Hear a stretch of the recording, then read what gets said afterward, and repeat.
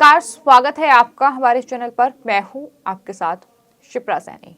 महाराष्ट्र कर्नाटक सीमा विवाद के मुद्दे पर अब बीजेपी और विपक्षी पार्टियां आमने सामने आ चुकी हैं। कर्नाटक के मुख्यमंत्री बसवराज बोम्मई ने उद्धव बालासाहेब ठाकरे पार्टी के नेता संजय राउत के उस बयान पर पलटवार किया है और संजय राउत को करारा जवाब दिया है। बोम्मई ने कहा है कि अगर महाराष्ट्र चीन सेना की तरह कर्नाटक में प्रवेश करने की कोशिश करता है तो हम लोग भारतीय सेना की तरह उन्हें खदेड़ देंगे।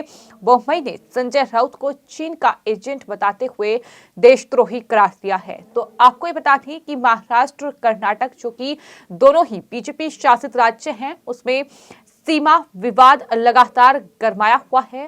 तमाम नेता आमने सामने हैं। संजय राउत ने हाल ही में एक बयान दिया था जिसमें उन्होंने ये कहा था कि दरअसल वो कर्नाटक में चीनी सेना की तरह दाखिल होंगे। इस तरह के संजय राउत के बयान पर अब बोम्मई ने जाहिर तौर पर नाराजगी जाहिर की है। आपको बता दें, शिवसेना के सांसद संजय राउत ने हाल ही में ये कहा था कि जैसे चीन भारत में घुसा था वो भी कर्नाटक में वैसे ही घुसेंगे। मुख्यमंत्री बोम्मई राउत के इस बयान को लेकर काफी नाराज दिखाई दिए। इतना ही नहीं, उन्होंने संजय राउत के इस बयान को भड़काऊ करार दिया है और कहा है कि राउत के खिलाफ वो कानूनी कार्रवाई करेंगे कि चेतावनी भी उनकी तरफ से संजय राउत को दी गई है। तो कहीं ना कहीं ये पूरा मुद्दा अब बीजेपी वर्सेस विपक्ष हो चुका है।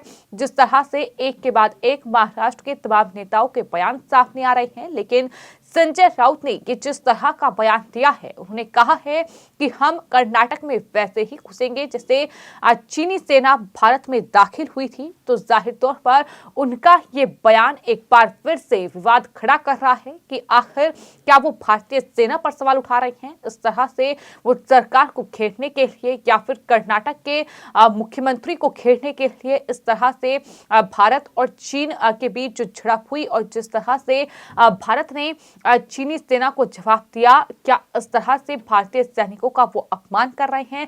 तमाम लोग सवाल उठा रहे हैं संजय राउत के इस बयान पर। लेकिन अब संजय राउत के इस बयान पर ही कर्नाटक के मुख्यमंत्री बसवराज बोम्मई का ये बड़ा बयान सामने आया है, जिसमें उन्होंने कहा कि संजय राउत को महत्व ही नहीं दिया जाना चाहिए क्योंकि वो हमेशा ही ऐसे भड़काऊ बयान देते हैं। बोम्मई ने कहा कि अगर महाराष्ट्र चीनी सेना की तरह कर्नाटक में प्रवेश करने की कोशिश करता है तो लोग उन्हें भारतीय सेना की तरह वापस खदेड़ देंगे। पत्रकारों से बातचीत करते हुए कर्नाटक के मुख्यमंत्री बसवराज बोम्मई ने ये कहा कि दोनों राज्य सद्भाव में रहते हैं और कुछ नेता इस मुद्दे का राजनीतिकरण करने की कोशिश कर रहे हैं। यानी आदित्य ठाकरे, संजय राउत, प्रियंका चतुर्वेदी, यहाँ तक कि एनसीपी के नेता, तमाम जो लोग हैं, तमाम जो नेता हैं जो कि इसको लेकर बयान दे रहे हैं, जाहिर तौर पर वो इस पूरे मुद्दे को लेकर राजनीति कर रहे हैं। साथ ही आपको ये बता दें कि कर्नाटक के मुख्यमंत्री बसवराज बोम्मई ने कर्नाटक विधानसभा में सीमा विवाद की आलोचना करते हुए प्रस्ताव रखे जाने के बाद उन्होंने कहा कि मैं उन्हें चीन का एजेंट कहूंगा। संजय राउत चीन के एजेंट हैं, वो देशद्रोही हैं, ये बड़ी बात उनकी तरफ से कही गई। संजय राउत देशद्रोही हैं। इस संघीय प्रणाली में अगर कोई कहता है कि वो गैर कानूनी तरीके से दूसरे राज्य में घुस जाएगा तो इसका तात्पर्य यही है कि वह संघीय प्रणाली है, इस देश की एकता और अखंडता को बर्बाद करने की कोशिश कर रहा है। विधानसभा में ये प्रस्ताव ध्वनिमत से पारित हो गया। बोम्मई ने कहा कि उस व्यक्ति को देशद्रोही के अलावा और क्या कहा जाए। यानी संजय राउत पर कर्नाटक के मुख्यमंत्री बसवराज बोम्मई काफी हमलावर नजर आए। आपको ये बता दें कि उद्धव बालासाहेब ठाकरे पार्टी के नेता संजय राउत ने न सिर्फ इतना कहा कि वो चीनी सैनिकों की तरह कर्नाटक में एंट्री करेंगे, बल्कि इसके अलावा संजय राउत ने इस बात का भी जिक्र किया कि बोम्मई और फडणवीस आपस में T20 का खेल खेल रहे हैं, सारा मामला स्क्रिप्टेड है। ये भी उनकी तरफ से बयान दिया गया था। उन्होंने कहा था कि महाराष्ट्र में जो भी मुद्दे चल रहे हैं, छत्रपति शिवाजी महाराज का जो अपमान राज्यपाल भगत सिंह कोश्यारी और साथ ही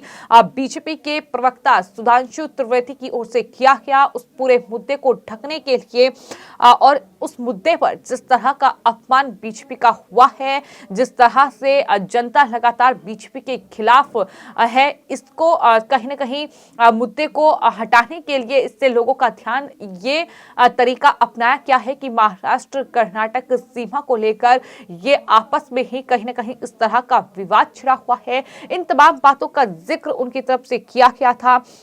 यहां तक कि आदित्य ठाकरे की ओर से भी बयान सामने आया था, लेकिन अब कहीं ना कहीं संजय राउत ने जिस तरह का ये बयान दिया है, संजय राउत को बोहमई ने देशद्रोही करार दिया है। उन्होंने कहा है कि अगर वो इस तरह की बातें करेंगे कि चीनी सैनिक जिस तरह से भारतीय सीमा में दाखिल हुए वैसे ही वो कर्नाटक में दाखिल होंगे तो जाहिर तौर पर वो देशद्रोही हैं। उन्होंने कहा कि संजय राउत जो है वो चीन के एजेंट है। ये बड़ा आरोप संजय राउत पर लगाया गया है।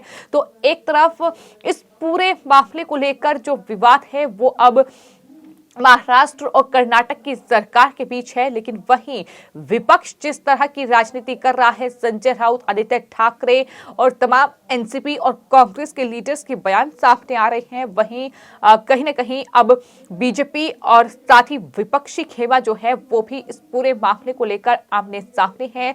हालांकि वहीं देवेंद्र फडणवीस की ओर से ये कहा गया है कि हम एक भी इंच जो जमीन है, एक भी जो गांव है वो कर्नाटक को नहीं देंगे। कर्नाटक ने अपना दावा ठोक दिया है कि 40 गांव जो हैं सीमा पर वो उनके क्षेत्र में आते हैं। तो इस तरह का ये पूरा विवाद है जो कहीं ना कहीं भारत और कर्नाटक सीमा पर देखने को मिल रहा है। 8 साल पुराना ये विवाद है, लेकिन समय समय पर ये विवाद इसको लेकर राजनीति होती रही है। एक बार फिर से इस तरह का माहौल देखने को मिल रहा है, लेकिन वहीं अब कहीं ना कहीं संजय राउत जो एक बार फिर से अपने बयानों के जरिए चर्चा में आ चुके हैं, उन्हें कर्नाटक के मुख्यमंत्री बसवराज बोम्मई ने एक बड़ा कहीं ना कहीं जवाब दिया है, करारा जवाब दिया है।